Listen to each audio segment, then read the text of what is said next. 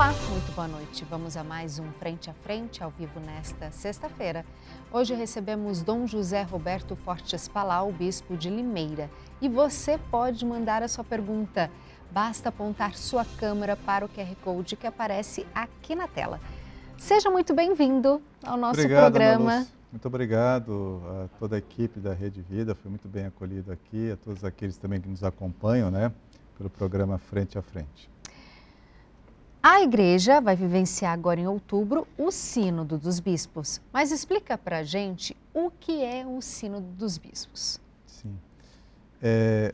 A palavra sínodo, que já está bem assim conhecida do nosso povo, significa caminhar juntos, E é isso que o Papa tem insistido bastante, o Papa Francisco, que a sinodalidade faz parte da identidade da igreja, assim como a missão, é o DNA da igreja. Então a igreja tem que ser comunitária, participativa, você ouvir a todos, dar voz a todos, enfim, uma igreja que caminha junto e que ao mesmo tempo todos podem se expressar e o Espírito Santo fala através de todos. Então, para isso o Papa Francisco fica muito claro, o nosso povo entende bem isso, Então, parece uma coisa nova, mas no fundo não é. É uma insistência desde o Concílio Ecumênico Vaticano II, que se deu uma ênfase muito grande à participação popular. Então, se fala igreja, povo de Deus, que o povo participa, que tem vez e voz, pode se expressar.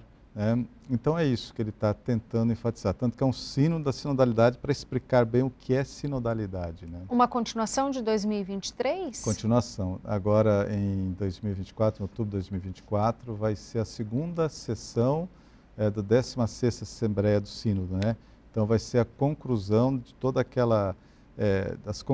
das decisões que foram tomadas em 2023, que depois foram repassadas novamente para as dioceses, para as assembleias continentais e voltou, através de um resumo, que daí formou o documento, o Instrumento Laboris, que já foi entregue aos bispos para a gente poder acompanhar, E vai ser a continuidade, Então, é um processo que abrangeu o mundo inteiro, é isso que é interessante. O Papa, tanto que essa viagem do Papa à Ásia demonstrou bem isso. Ele falou assim, a igreja não se resume à Europa, América, a igreja está presente no mundo inteiro. Então, ele dá voz àquelas comunidades pequenas, distantes, em vários lugares do mundo, onde a igreja católica é minoria. Então, ele quer mostrar isso, que a igreja está presente no mundo inteiro e que é preciso dar voz a todos. Então, essa, para mim, é a identidade do sínodo. O que foi discutido, apontado e trabalhado em 2023? Como que vocês trabalham depois nas dioceses, arquidioceses, nas comunidades aqui do Brasil? Então, a gente faz um esforço muito grande, para que o nosso povo participe. Eu me lembro dos anos 70, ainda era jovem, adolescente, nos anos 80, que eu já fui para o seminário, a participação era muito grande e eu acho que nós perdemos um pouco disso. A gente tinha uma liderança, um desejo de participar da igreja. Eu me lembro que quando eu era seminarista em São José dos Campos, eu marcava reunião com o Pastoral da Juventude, domingo, 3 horas da tarde, e a gente enchia a igreja de jovens. Eu tenho saudade dessa época, hoje a gente vê a dificuldade. Mas é isso que a igreja quer a participação de todos. Então, para implementar isso nas paróquias, que o nosso povo participe, a gente tem várias pastorais, conselhos, são formas de participação. Porque se a pessoa não se sente membro da igreja, ela não atua, Então é importante você sentir-se membro, ter cidadania eclesial. O senhor acredita que tem um fato ou vários fatos que resultaram nesse afastamento, que o senhor acabou de comentar com a gente? Acho que é uma conjuntura de fatores, A gente vê a secularização, que é muito forte, às vezes, assim, um pouco de desinteresse a mudança cultural, Eu vejo tudo, é um conjunto de fatores que levou a isso, Não foi só um fator, Mas uma coisa que preocupa, da gente poder resgatar. O Papa Francisco, ele insiste muito numa frase, também o Papa Bento XVI dizia, a Igreja Católica não evangeliza fazendo proselitismo, nem botando medo, nem oferecendo vantagem, mas deve evangelizar por atração. É uma pergunta, nós somos atraentes? Talvez esteja faltando alguma coisa aí, para a gente atrair novamente para a igreja. O que o senhor realiza na Diocese de Limeira para deixar esse fervor e clamor dos leigos? Olha, a gente procura trabalhar, tivemos a nossa Assembleia Diocesana 2 anos atrás, porque o bispo não trabalha sozinho, né? Seria muita pretensão minha dizer, eu faço isso. Não, a gente procura trabalhar em conjunto, motivar os padres, porque se não vem da base, não acontece. Então, que os padres também se sintam motivados. Então, a gente procura abrir espaço para que todos possam falar, todos possam se exprimir, para se sentirem membros da igreja e sentir essa necessidade de evangelizar, de levar a palavra de Deus, né, a quem ainda não a conhece, ou que está afastado da igreja. Hoje tem muita gente que é afastada da igreja. Ou se diz católico, mas é católico por, como diz assim, não praticante, né? É muito comum a gente ouvir isso, né? Então eu sou, mas não vou, tal, não frequento, fazer com que a pessoa se sinta atraída, que sinta o desejo de participar da comunidade, né? Eu me recordo uma vez de um senhor que eu fui atender, já muito idoso, eu falei assim, eu vou pedir para trazer a comunhão para o senhor em casa, eu era pároco na época, porque o senhor já está com uma idade muito avançada, doente, eu falei assim, não, eu quero ir à missa, porque domingo para mim sem missa não é domingo. Então você vê umas coisas assim, que ele sentia falta, necessidade. Então quando a gente vê isso, né, puxa vida, ele se sente atraído, ele tem necessidade de participar. E a gente vê no nosso povo a alegria às vezes de participar das comunidades, do trabalho de evangelização, das diversas pastorais. Então a igreja tem que ser atrativa. O caminho é esse. Eu vou chamar a Rosana Carvalho para a nossa entrevista. Muito boa noite, Rosana. Boa noite, Ana. Boa noite, Dom Roberto. Boa noite, Rosana. Tudo bem? E eu dou meu boa noite também a você que está em casa e você que está aí, pode participar conosco enviando perguntas. É só apontar a câmera do celular aqui para o QR Code que aparece na tela. E nós já temos pergunta, que é a pergunta do Padre Benedito Rosa, de Limeira. Ele fala, Dom José, gostaria que o senhor falasse sobre o papel da vida comunitária na igreja. Então, a igreja é o povo de Deus, é importante participar. Nós vimos que depois da pandemia, muita gente ainda ficou, entre aspas, não participando, mas assistindo a missa pela internet ou pela televisão. Mas acabou não participando mais e precisa participar da comunidade. A gente vive a fé em comunidade, a gente dá o nosso testemunho de fé em comunidade. Eu me lembro de uma frase do irmão Roger, fundador da comunidade de TZ, que dizia o seguinte, nessa comunhão que é a igreja, muitas vezes coisas que eu não entendo e não compreendo, outros vivem e dão testemunho para mim. Isso enriquece a minha fé. Então você vive a fé em comunidade. Então a comunidade é fundamental para a gente viver a fé. É na comunidade que a gente também aprende a participar, né? Aprende a ser solidário com o sofrimento do próximo. Você também vive os momentos alegres em comunidade. Então, é fundamental educar para a vida comunitária, mesmo que a gente vive numa sociedade, às vezes, muito autorreferencial, muito individualista, só pensar em si, não ver o outro, né? Eu me recordo quando eu fiz o retiro inaciano de 30 dias, em 92, antes de me ordenar diácono. E me recordo que o nosso pregador foi um pregador excelente, era um padre jesuíta, já falecido, o padre Álvaro Barreiro. Foi muito bom o retiro. Me recordo que ele contou da experiência dele quando ele acompanhou o Dom Luciano Mendes, quando ele sofreu aquele acidente, que ele quase morreu. E o padre Álvaro Barreiro era muito próximo dele, no retiro ele contou para nós que ele acompanhou o Dom Luciano.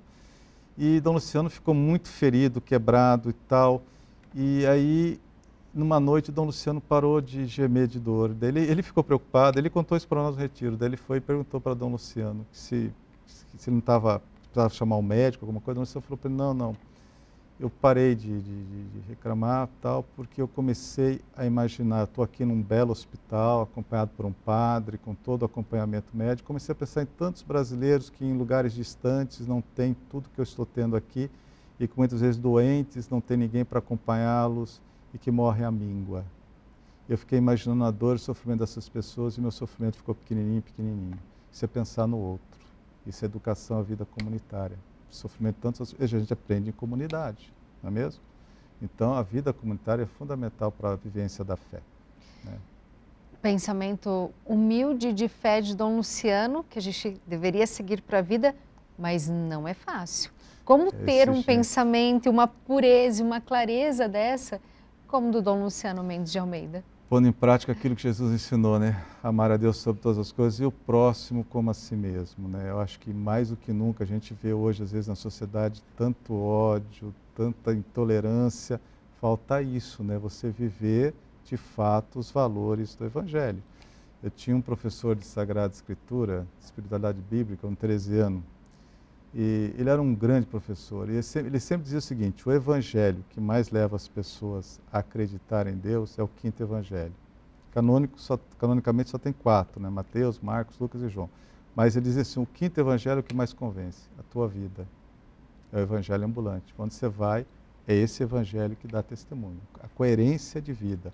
É isso que isso também se aprende em comunidade, vendo o testemunho de outras pessoas. Me fortalece para que eu também ponha em prática o evangelho. Né? É isso que pede tanto o Papa Francisco quando ele prega e fala sobre a igreja em saída?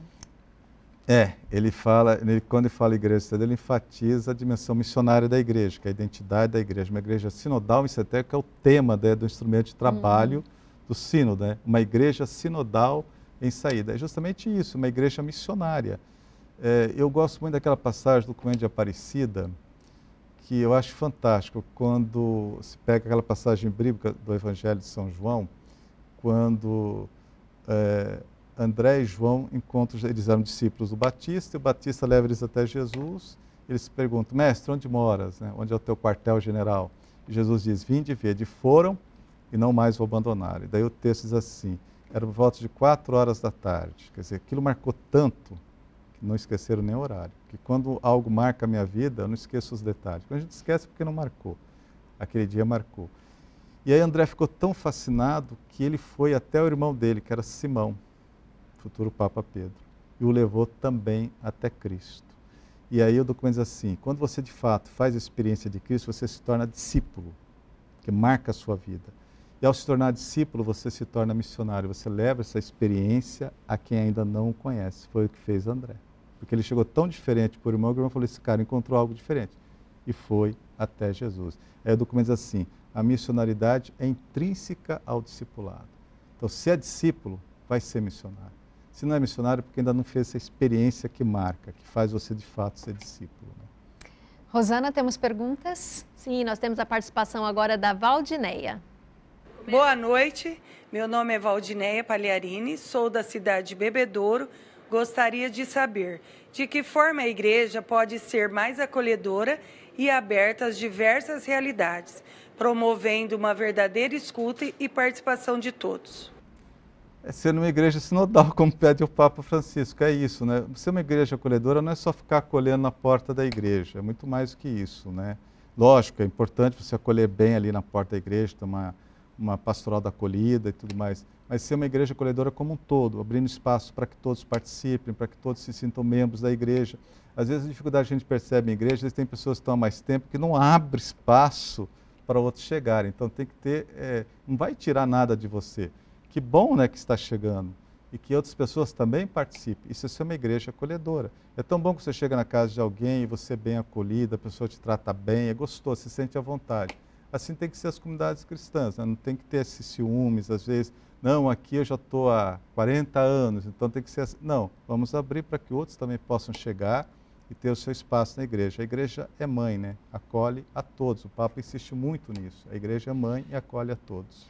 A senhora acredita que o sínodo também vai ser uma oportunidade para se pensar no papel das mulheres dentro da igreja? O Papa tem insistido muito nisso, né? E hoje o Evangelho justamente falava, né? Lucas 8, de 1 a 3, né? Das mulheres que acompanhavam Jesus, né? E até cito o nome de Susana, mulher de Cusa, Maria Madalena, né? Eram discípulos, o que era uma coisa inédita para a época. E Jesus sempre acolheu as mulheres. E o Papa tem essa preocupação, tanto que ele está colocando mulheres em cargos chaves do Vaticano, né? E a gente vê o belo trabalho que as mulheres fazem, né? São muito capazes. Na própria formação, hoje a gente tem a presença de mulheres e os documentos do Vaticano pedem que de fato tenha a presença de mulheres. Eu falo, por exemplo, para a minha diocese. Eu não digo minha diocese onde eu presto serviço, que a diocese não é minha, é de Deus. O senhor está caminhando Estou apenas sempre. prestando um serviço, não me pertence. Eu sempre gosto disso, não é minha paróquia, não é minha diocese. Estou apenas prestando um serviço, até quando Deus quiser. Mas no seminário de Limeira, nós temos uma equipe de psicólogas que atende lá, uma nutricionista mulher e uma fonoaudióloga mulher, porque a gente trabalha a questão da fonoaudiologia, porque o padre tem que ter uma boa dicção. E nós temos uma fonoaudióloga ótima lá, que inclusive faz peças de teatro, para os seminaristas se soltarem e tudo mais. Tudo isso é a presença da mulher, inclusive na formação dos padres. Isso tudo enriquece muito a igreja. Né? E o protagonismo da mulher religiosa? na igreja. O senhor acredita que tem um longo caminho ainda para se quebrar barreiras? Ou já mudou, graças ao Papa Francisco, que também tem essa acolhida e quer a presença da mulher na religiosa, com mais protagonismo? Sim, eu acredito que já houve avanço, mas ainda tem um caminho maior a ser percorrido, mas já houve avanço. A gente tem a presença das mulheres em vários ministérios, inclusive das consagradas. Eu me lembro, eu venho de uma cidade onde mora, meu pai já é falecido, mas minha mãe ainda mora lá. Eu tenho 2 irmãos que moram lá, 3 irmãos que moram também, cidade chamada Igaratá, uma cidade pequena, mas muito acolhedora. E eu me recordo que Igaratá ela foi inundada pela represa em 1969. Eu tinha 4 anos de idade, não me lembro, só sei que foi inundada. E está lá a represa de Jaguari. Quando vocês vão para Aparecida, ali pela rodovia Dom Pedro, passa do lado de Igaratá. Eu me recordo quando a cidade foi inundada, foi construída a nova cidade. Quem conduziu o povo e formou o povo foi uma congregação de religiosas, que eu tenho um grande carinho por elas, e fui encontrá-las na Diocese de Limeira, na cidade de Pirassununga, as irmãs franciscanas hospitaleiras, quem eu quero justamente cumprimentar. Elas foram colocadas lá na época pelo bispo de Mogi das Cruzes, que a cidade pertencia a Mogi, hoje pertence à Diocese de São José dos Campos. E elas cuidaram da formação religiosa do povo. Foram elas que mantiveram a fé do povo. Nós só tínhamos missa no domingo, que vinha o padre da cidade vizinha celebrar. Mas quem cuidava da catequese, das celebrações semanais, eram elas. E como aquilo marcou a minha vida, né? Até me lembro da irmã Paula Guimarães Nunes, que marcou a época lá. E ela foi, assim, a grande líder espiritual de um povo, uma religiosa, uma consagrada. E ela, inclusive, teve autorização do Vaticano até para presidir casamentos, né?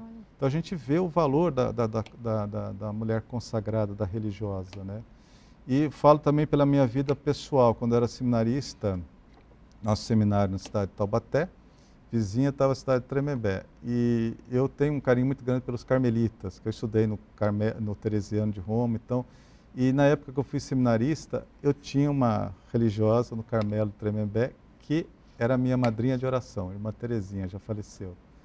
E depois, como padre, ela continuou rezando por mim. Você vê como elas são carinhosas, dedicadas, e como isso faz diferença na vida da gente. Então, certamente já tem um bom espaço, mas certamente o Papa ainda quer mais avanço, especialmente para as consagradas, né? A presença delas na igreja. Nós vamos para um breve intervalo, mas voltamos já já com a entrevista com o Bispo de Limeira, Dom Palau. Você pode participar, fique aí com a gente. Até mais. Já voltamos com Frente a Frente, ao vivo nesta sexta-feira, com Dom José Roberto, Bispo de Limeira, e você pode participar. É só apontar a câmera para o QR Code que aparece na sua tela e mandar a sua pergunta. Ano da oração, o que propõe para a gente? Olha, é belíssima a proposta do Papa, né? Nós estamos no ano da oração em preparação ao jubileu do ano 2025, e o Papa foi preparado um material, né, pelo Vaticano sobre a oração. E eu não sei se já foi traduzido para o português. Quando saiu em italiano eu peguei, montei uma apostila, e eu tenho um programa. Nós temos uma rádio, nós temos 2 rádios católicas na Diocese de Limeira, né? Uma na cidade de Limeira e a outra na cidade de Araras. E eu preparei, que eu tenho um programa nessas rádios aos sábados, chamado A Voz do Bispo.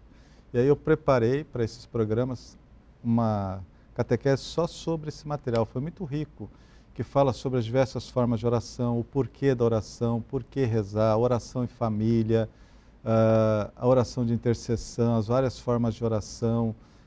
Isso foi muito rico e é uma catequese para o nosso povo, porque a gente supõe que o povo sabe, mas às vezes não sabe, né? Então as pessoas apreciam bastante. Então é um ano muito rico, mas a gente tem que aproveitar para fazer catequese, porque o povo gosta muito disso, né? E eu percebo lá na Diocese de Limeira que funciona bem, né? Rosana, temos perguntas? Temos. São Paulo? Temos várias perguntas aqui. Só que antes, olha, eu vou dar um recado aqui, ó, para o senhor. Deixa eu ver aqui, o Etelvino, de São José dos Campos. Ele fala que não vai fazer perguntas, porém, ele diz que lembra do senhor com muita saudade quando o senhor celebrava no bairro Galo Branco, em São José dos Campos, e gostava muito da sua homilia. E manda abraço, Deus abençoe. Um abraço, Etelvino, paróquia São Benedito. Isso, e tem várias outras que a gente vai fazendo ao longo do tempo. Agora é do Matheus Sodré, de Parada Inglesa. Ele fala: como podemos evangelizar de forma que leve as pessoas a um encontro pessoal com Jesus? É uma boa pergunta. Esse é o grande desafio que nós temos hoje, né?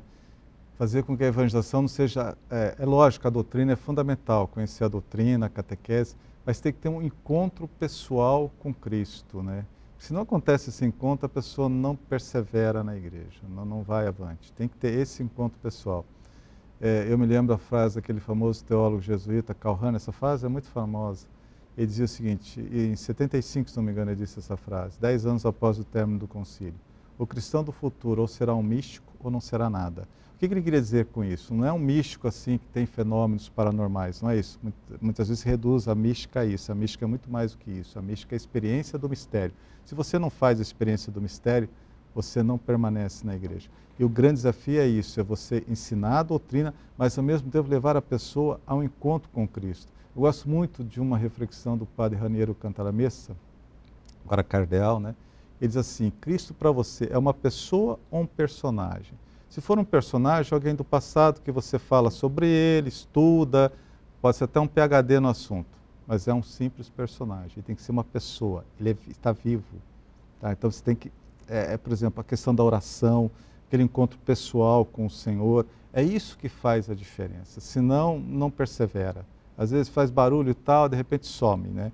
Eu me recordo que, como seminarista, passei por diversas comunidades, né? Depois, como padre, você volta, às vezes pergunta de um ou outro: cadê fulano? Aí você escuta assim: ele cansou e não voltou mais, sumiu da igreja.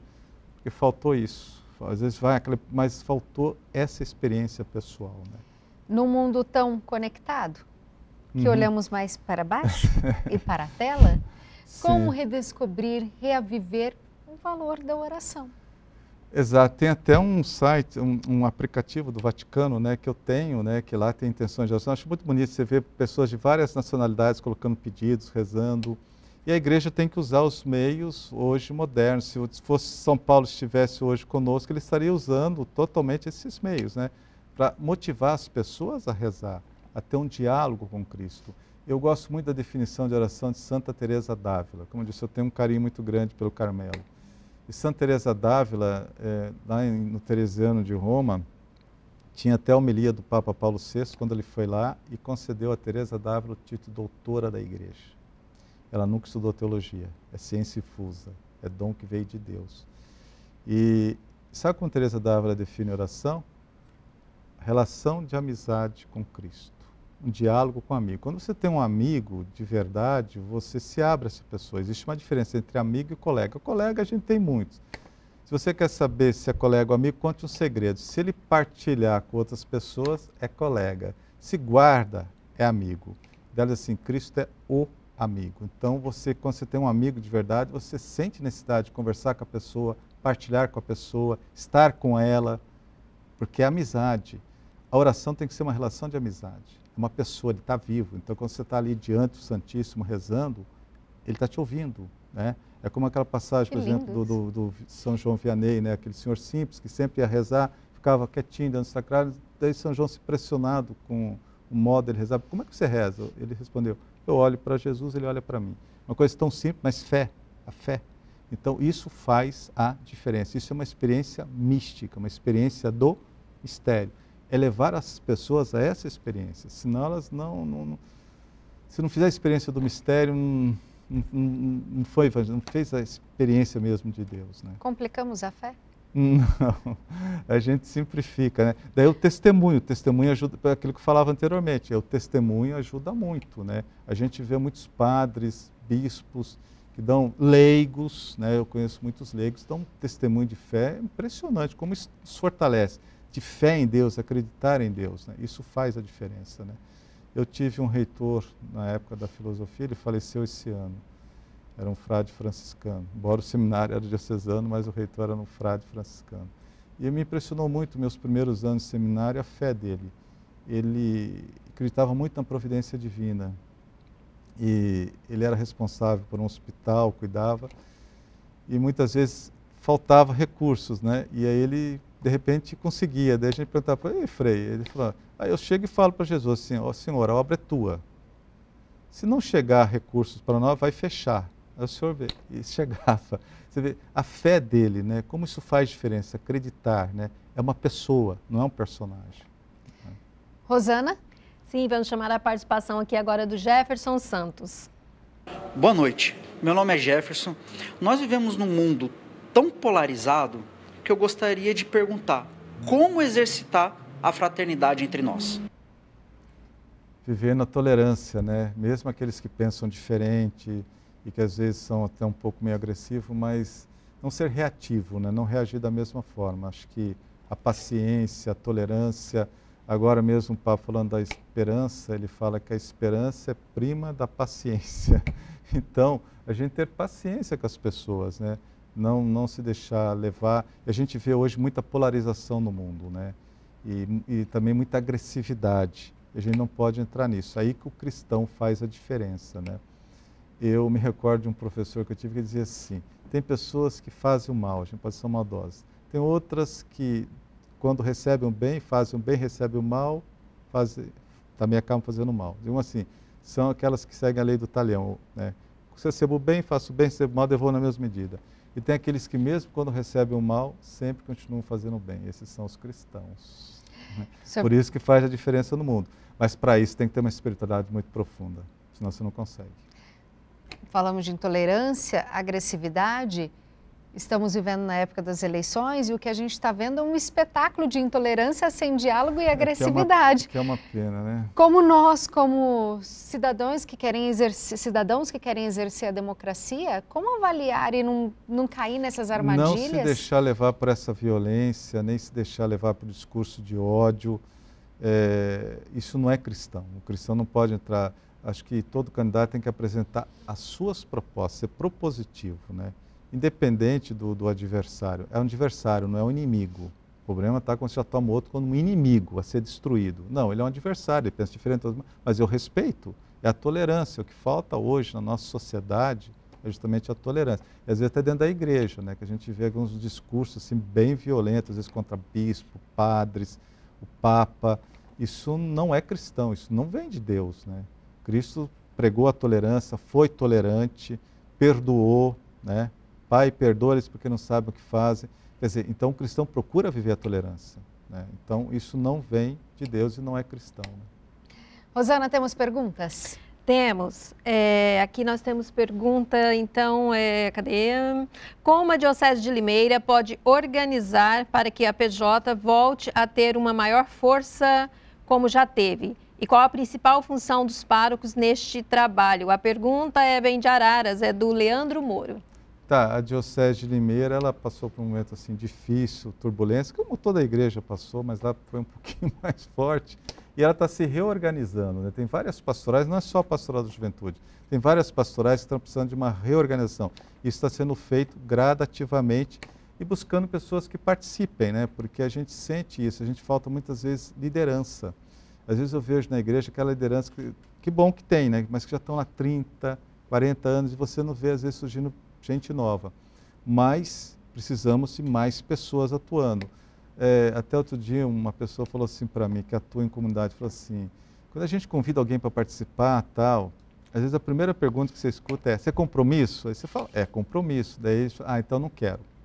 Então, a gente precisa reorganizar certamente, não só a Pastoral da Juventude, como outras pastorais na diocese que eu sirvo, né, precisa dessa reorganização. E é uma coisa que a gente está procurando fazer e abrindo espaço. Ele pergunta como? Abrindo espaço e tendo o apoio dos padres. A gente sabe que quando os padres apoiam, a coisa vai. Quando os padres não apoiam, a coisa acaba não caminhando, né? Então, a gente conta sempre com o apoio, com a colaboração dos nossos padres. Porque quando o padre compra a ideia e leva à frente, a coisa acontece, né? Uma diocese precisa muito do apoio dos padres, né? Senão não caminha. Rosana, temos perguntas de Maceió? Isso mesmo, Alagoas. Gostaria de saber como a igreja vê e acompanha as redes sociais protagonizadas por leigos católicos, os quais propagam ensinamentos contrários aos da própria Igreja Católica. Por exemplo, no YouTube, disse aqui, tem vários canais ensinando que a morte de uma pessoa foi castigo de Deus, que Jesus pune quem não é cristão. O que não é cristão, né? É lógico, a igreja, a CNBB, ela tem, através do setor de comunicação social, acompanhado essa questão de influenciadores digitais, tem procurado um diálogo com eles, para, assim, conversando, buscar evitar esses equívocos que são cometidos, né? E as pessoas também têm que ter cuidado, quem que está falando, quem que está dizendo isso, com que autoridade está falando isso, e não está falando em nome da igreja. Então, a CNBB, eu sei, ela tem feito muito isso, insistido, tem feito inclusive reuniões em Brasília, chamado vários grupos, influenciadores, que tem programas nas várias redes sociais, para discutir essa situação, para evitar esse tipo de coisa. Porque de repente começa a falar coisas em nome da igreja que não é da igreja, que não é ensinamento da igreja, né? Então, a CNBB está atenta a isso, está procurando um diálogo com eles. Nada como diálogo, né? A igreja tem que dar o exemplo, né? Nós vamos para um breve intervalo, mas a gente volta já já.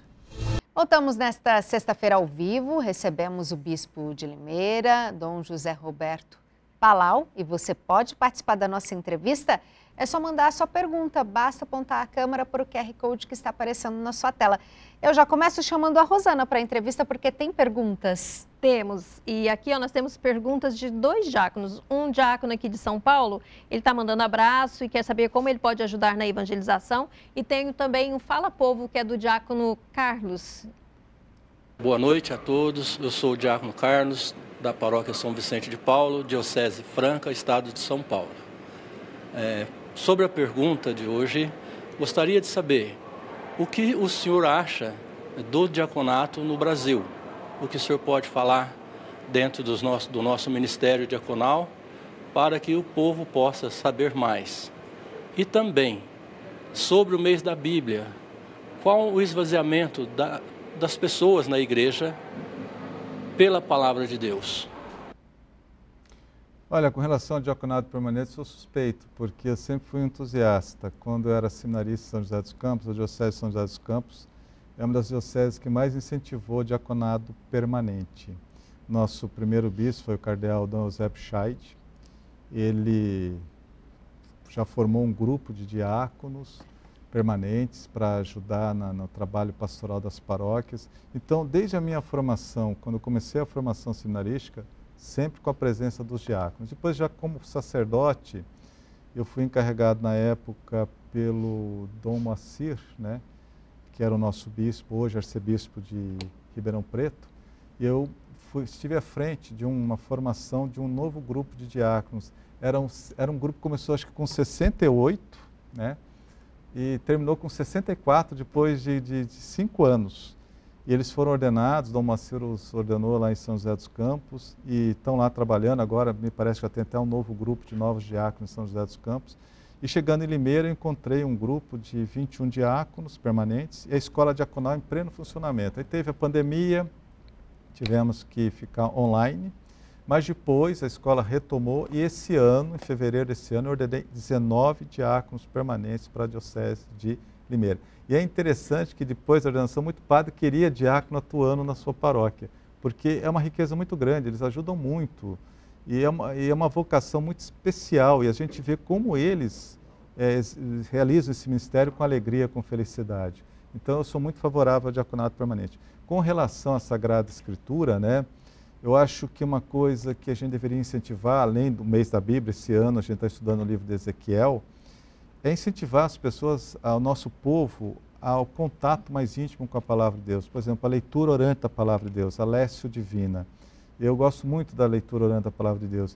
E esse dia eu estava meditando, eu gosto muito de ler literatura monástica, eu tenho um carinho muito grande por literatura monástica.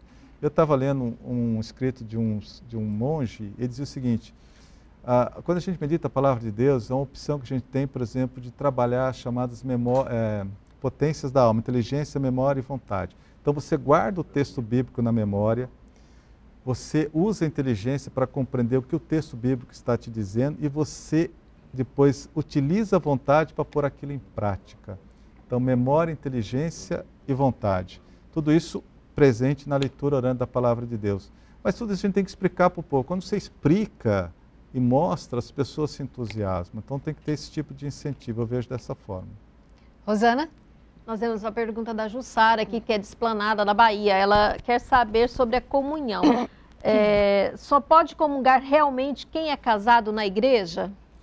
Olha, é a orientação da igreja, né? Agora tem casos específicos, por exemplo, na Amoris Laetitia, o Papa Francisco, ele coloca lá que daí é um discernimento do bispo. Ele analisa caso por caso. Se o bispo vê que realmente é um caso justo, por que a pessoa não pode comungar, e aí ele analisa caso por caso. Você não faz uma norma para todas as situações, não. A norma aplicada é essa, mas tem situações muito específicas, que não tem como a gente entrar em detalhes aqui, que muitas vezes o bispo pode permitir. Isso está lá na Amoris Laetitia, né? Nas situações que o bispo tem que analisar caso por caso, né? Temos mais perguntas, Rosana Carvalho? Temos de Limeira e tem também aqui, olha, cadê a nossa amiguinha aqui, ó? A Maria Salete de Limeira também, que está mandando um grande abraço aqui para o senhor, tá? Retribua, Maria Salete. E o Gustavo Santos, ele fala, ele é coordenador diocesano dos Coroinhas da Diocese de Limeira, Diocese de Dom José. Ele queria saber como está sendo o desafio de pastorear a nossa diocese. A nossa diocese. Olha, Limeira é um lugar muito aprazível, a Diocese de Limeira. Eu gosto muito de Limeira.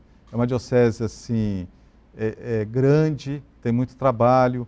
Os nossos padres trabalham bastante. Eu tenho um bom grupo de padres. Também agradeço os padres da Diocese de Limeira, são muito trabalhadores. São 16 cidades, né? E a gente pega toda a extensão da Anhanguera, depois a gente vai um pouquinho para a direção de Mojimirim, que tem algumas cidades naquela região. São 16 cidades. Limeira começa lá em Nova Odessa e vai até Descalvado, na divisa com São Carlos, Porto Ferreira, na divisa com Ribeirão Preto, depois na divisa com São João da Boa Vista, e uma população grande. A nossa população é estimada de 1.180.000 pessoas, né? Então, uma diocese grande. E está sendo um bom desafio. Eu já estou com 10 anos de episcopado, o tempo passa, né? Eu cheguei em Limeira com 5 anos e meio e agora já estou com 10. Então, estou indo agora em janeiro, completo 5 anos à frente da diocese. Quando eu assumi a diocese, 18 de janeiro, no dia 20, não me esqueço disso, 19 de março, dia de São José, fechou tudo, começou a pandemia. Eu estava 2 meses apenas na diocese. Fazer o quê, né? Mas Deus foi muito bom comigo. E a gente soube enfrentar esse tempo da pandemia, os padres me ajudaram bastante, os leigos também, a gente tem leigos muito bons na Diocese de Limeira. Está sendo uma experiência muito boa, estou aprendendo muito, né? Ainda sou um bispo relativamente novo, 10 anos, não tem tanta experiência assim. Mas está sendo muito bom e a gente aprende muito com o povo e muitas pessoas rezam pela gente. Eu peço muitas orações do povo, né? O que sustenta muito o nosso trabalho, o ministério episcopal, é a oração do povo, né? E o povo é muito carinhoso. Eu vejo muitas pessoas, olha, eu rezo por você, eu sempre peço nas missas por você, então isso tem me ajudado muito, o carinho do povo, né? Como conseguir cuidar de um rebanho tão grande? O senhor consegue visitar, estar próximo dessas 16 cidades? Eu procuro ir sempre. Eu procuro, por exemplo, quando tem celebração do Sacramento da Crisma, eu procuro ir, estar lá, pelo menos visitando o povo, conhecendo, porque são 95 paróquias. Então eu aproveito, é lógico, não dá para visitar um tempo assim tão grande em cada uma delas, mas quando eu tenho oportunidade de ir, eu vou, né? Às vezes tem meses que eu chego a rodar 3.000 quilômetros, eu marco o velocímetro do carro, mas eu faço isso com muita alegria, né? Às vezes a gente cansa um pouco, mas eu gosto de estar com o povo, isso me realiza. E com o auxílio dos padres, porque seria impossível um bispo sozinho cuidar de 95 paróquias. Então, a minha gratidão também ao Clero de Limeira, né, que me ajuda muito. Rosana? Tenho pergunta, mas tem também aqui o recado do Diácono Feliciano. Ele fala que não quer deixar pergunta, porém, ele quer dizer que sente muitas saudades. São Paulo, região episcopal de Ipiranga, onde eu fiquei 5 anos, né, onde eu aprendi a ser bispo com o povo de São Paulo, com o Clero de São Paulo e com o cardeal Dom Odilo, que amanhã completa mais um ano de vida. Quero até parabenizar o cardeal já antecipadamente, né, que eu não vou poder estar lá em São Paulo, então meus parabéns a Dom Odilo amanhã. Nossos parabéns. E a nossa pergunta também de São Paulo é da Maria Leiliane Albuquerque. Ela fala, na verdade é um conselho que ela quer. Ela tem 2 filhos que sentiram o chamado. A filha está no convento e o filho quer ir para o seminário. Como ela deve agir diante disso? Digo, como faço para dar apoio a eles? Acho que é uma decisão livre, né? Acho que o mais importante é isso, os pais respeitarem a decisão dos filhos, né? Acompanhar, estar juntos, né? Eu me recordo quando eu fui para o seminário, meus pais me deram um apoio muito grande, minha família, isso me ajudou muito, né? a liberdade, né? Não forçar para ir e nem criar dificuldades para não ir. Então, esse apoio, você quer, você está consciente, faz os encontros vocacionais, é importante fazer os encontros vocacionais, que o jovem conheça como que é a vida no seminário. É lógico que ele vai conhecer muita coisa lá dentro, mas sim, conhecer bem o que ele vai abraçar, né? A vocação. Então, as dioceses hoje, todas as dioceses, congregações religiosas fazem encontros vocacionais, e que os pais deem apoio, acompanhem, isso ajuda bastante. Mas o conselho que eu dou é isso, é você não forçar e também nem criar dificuldades para ir, né? Respeitar a decisão do filho. Né?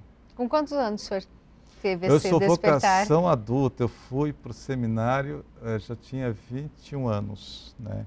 Eu trabalhei, antes disso eu tinha feito, que na minha geração, nos anos 80, a gente fazia curso técnico, eu fiz curso técnico na época, cheguei a trabalhar em fábrica, e depois que eu fui para o seminário. Então, também fiz experiência de trabalho, trabalhei, bati cartão, naquela época era cartão, né? Fui um cartão lá, batia, entrava 8 horas, saía, às vezes o chefe pedia fazer hora extra, naquela época tinha hora extra, agora é banco de horas, né? Sim. Mas naquela época era hora extra, ficava até mais tarde, às vezes pedia para trabalhar no sábado, a gente trabalhava. Só depois disso que eu fui para o seminário. E nesse sentido, o padre que me acompanhou na época, um italiano, um missionário italiano, ele foi muito importante para a minha vocação, porque ele me incentivou bastante, no sentido assim, da força, coragem. Eu me acordo que falei para ele, eu não sirvo para padre porque eu sou muito tímido. Ele falou assim, não, depois de 8 anos de seminário, você perde a timidez. Então, assim, mas me acompanhando de perto, eu me recordo quando eu fui para o seminário, ele perguntou assim para mim, já enfrentou dificuldades? Eu falei, sim, então eu acredito na sua vocação. Isso ajuda muito, né, esse acompanhamento.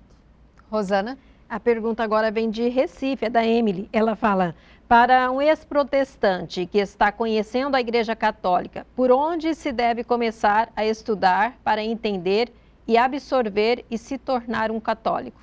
Olha, é interessante você ter o acompanhamento de um padre, acho que é muito importante isso, né? Porque esse é um acompanhamento personalizado, né? Para tirar dúvidas, para acompanhar de perto, enfim, e estar já participando de uma comunidade católica. Eu acho muito importante, o conselho que eu dou a ela é isso, que ela seja acompanhada bem de perto por um padre, que a gente chama de direção espiritual, né? E aí o padre vai poder acompanhá-la, ver as dificuldades que ela vai ter, as dúvidas, poder dirimir essas dúvidas. Isso é importante, né? Para que ela possa fazer bem essa transição, né?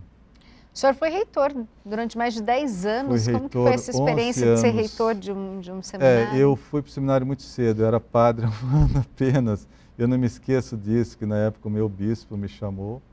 Eu não tinha completado um ano de padre ainda, final de 93. Ia começar em 94 o curso propedêutico na Diocese de São José dos Campos, né? Que é a minha diocese de origem. E aí eu queria ficar na paróquia, estava todo empolgado com o trabalho paroquial, né? E daí eu me recordo que o bispo me chamou e disse, olha, eu preciso que você vá, que ano que vem a gente começa o curso propedêutico na Diocese de São José dos Campos. E aí eu comecei a colocar todas as dificuldades para ele. Falei, eu não tenho experiência, eu não tenho isso, eu não tenho aquilo, eu sou muito jovem e tal. Eu me recordo que ele falou assim para mim, você está querendo dar desculpa de Moisés? Moisés não quis ser o líder do povo judeu na libertação porque dizia que tinha dificuldade de falar, era gago. Aí Deus disse para ele, Arão, seu irmão, fala bem, ele fala, mas é você que vai à frente. Ele falou para mim, quando Deus dá a missão, eu aprendi aquilo. Quando Deus dá uma missão, Ele também dá a graça para você bem cumpri-la.